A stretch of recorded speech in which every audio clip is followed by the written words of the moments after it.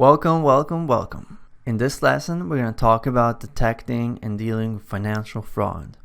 The new concept we're going to introduce is cost-sensitive classification. And what that's about is that some financial transactions are larger than others. A transaction of $1 doesn't justify the bank freezing your credit card because there might have been fraud.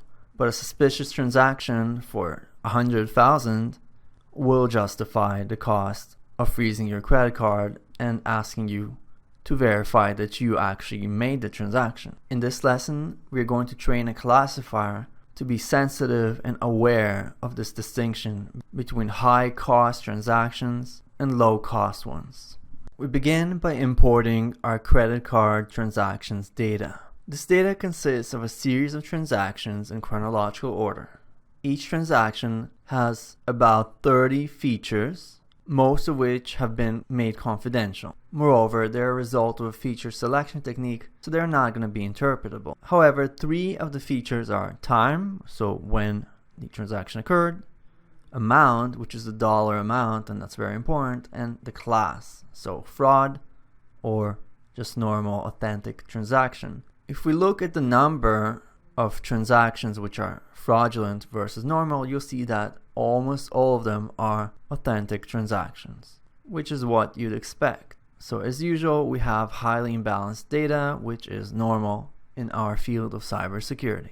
Now I'm going to specify something called an administrative cost, and I'm going to put it into my cost matrix. I'm going to create a cost matrix, and this matrix will consist of 4 values. The value of detecting a fraudulent transaction, the value of detecting an authentic transaction, the value of misclassifying one as the other. So in other words, it's just the cost matrix. The administrative cost represents the cost to the bank if they get the classification wrong. Perhaps they thought something was fraudulent, but actually it was authentic, and it cost them $5 to send you a new credit card. This is a little idealized, and in practice there's much more to it, such as the cost of business interruption or maybe upset customers, and asymmetry between false positives and false negatives. But for the purpose of illustration, let's just use this amount. And very importantly, we use the actual dollar amount of the transaction in our cost matrix to mean that if a fraudulent transaction worth a lot goes undetected, well, that's a very high cost mistake. Next thing we do is create a training testing split, as well as split our cost matrix into a training one and a testing one. And what I'm going to do is train an ordinary random forest classifier, and I'm also going to train a cost sensitive random forest classifier using the package cost CLA. Cost CLA is a Python module for cost sensitive machine learning. You can check it out. It has nice and understandable documentation.